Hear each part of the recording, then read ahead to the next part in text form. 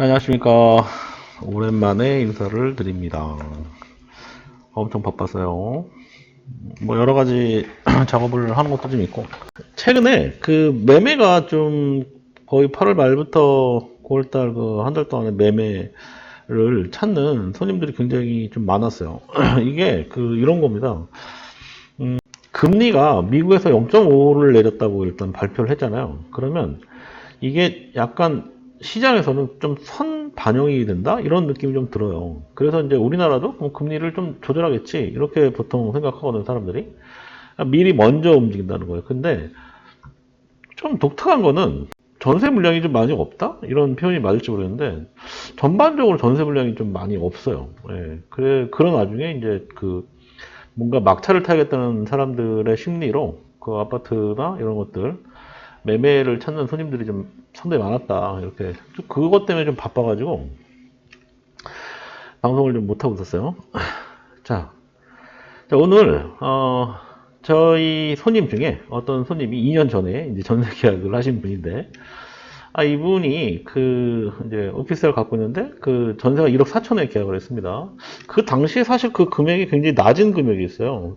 보통 한 뭐 1억 6천, 7천 이 정도 나가는 그런 정도였는데, 오늘 우연히 이제 만났어요. 이제 그분이 약사분이시다 보니까 제가 오늘 약타러 갔다가 이제 잠깐 만났는데, 이분이 갑자기 저한테 뭐라고 얘기하시냐면, 요즘 시세가 얼마 정도 됩니까? 이렇게 얘기를 하세요.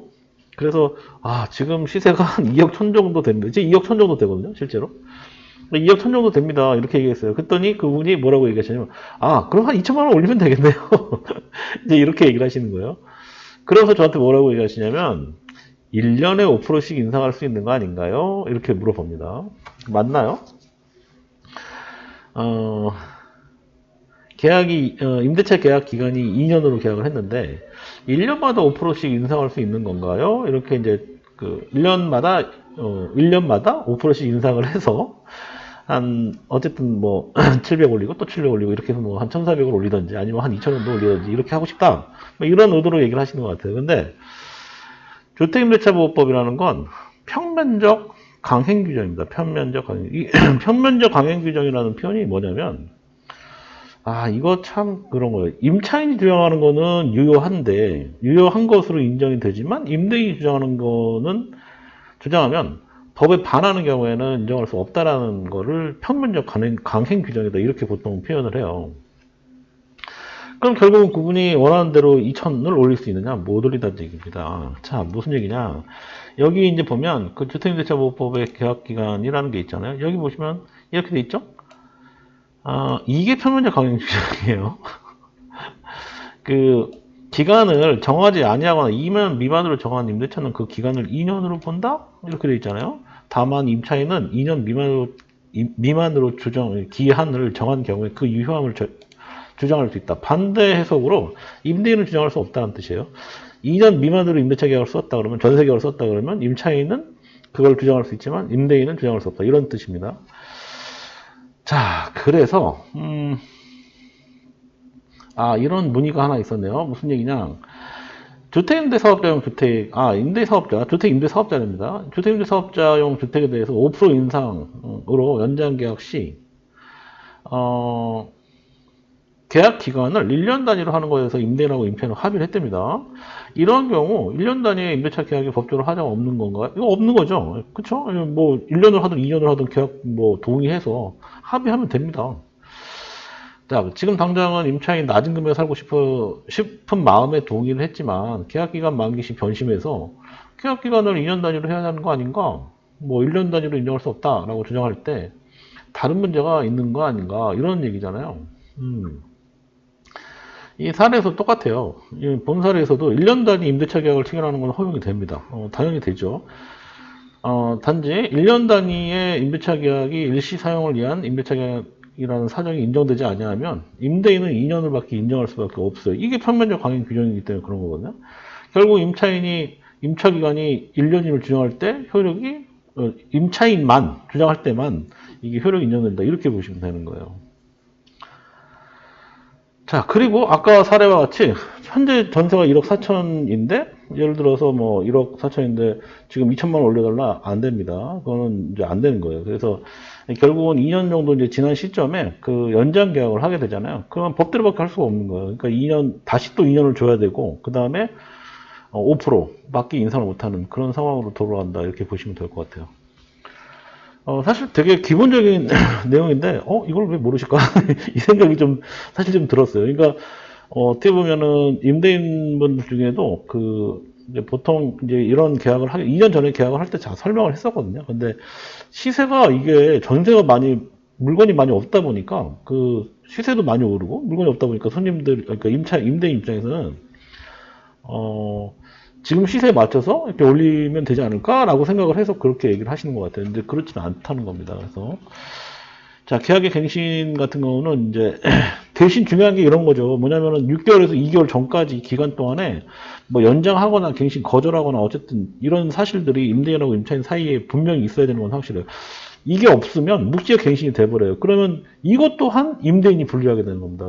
왜 있냐면 이유는 뭐 간단하죠.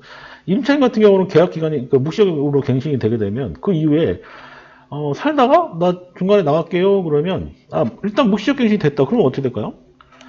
묵시적으로 갱신이 됐다 그러면 이런 경우에는 그 앞에 계약하고 동일한 계약으로 됐다고 이제 보는 거예요. 묵시적으로 연장이 됐다고 치면. 근데 이런 경우에 이제 계약 해지는 임대인은 못해요. 근데 임차인은 할 수 있잖아요. 그러니까 임차인한테 유리한 거죠. 그 묵시적 갱신이 됐다는 것 자체가.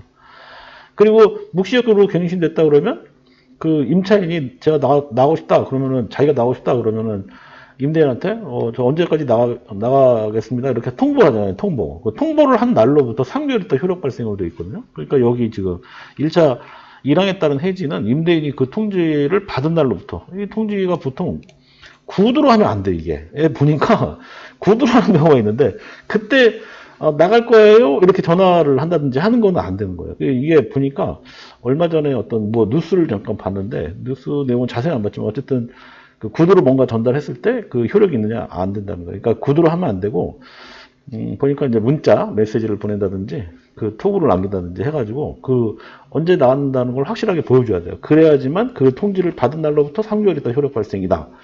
효력 발생이라는 얘기는 그때까지 그 3개월 되는 날까지 임대인이 그 보증금을 돌려줘야 된다. 그 뜻인 거예요. 그 효력 발생을 한다는 뜻이 그 뜻이거든요.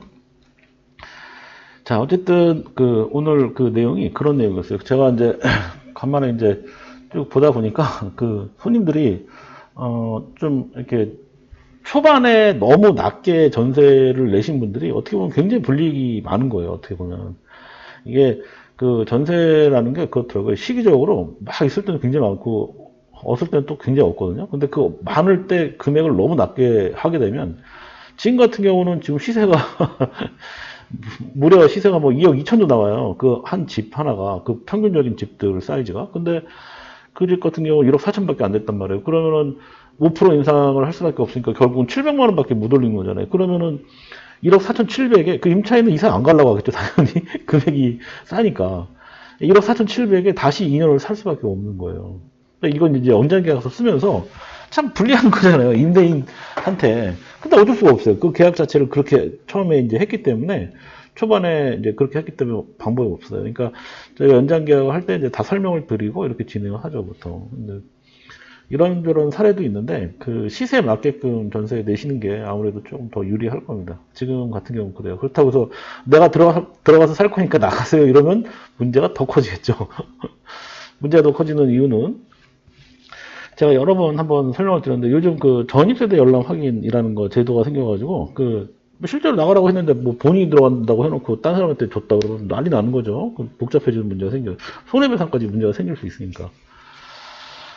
자, 오늘은 전세 연장에 관련된 뭐 일반적인 내용들인데 한번 올려봤습니다. 궁금하신 사항들 있으면 댓글 올려주세요. 그 시간이 많이 없어서 이렇게 그 밑에 자막 처리하는데 시간 너무 많이 걸려서 제가 이제 중간중간에 뭐 할 수 있으면 하고 안 되면 어쩔 수 없고 그럴 것 같습니다. 고맙습니다.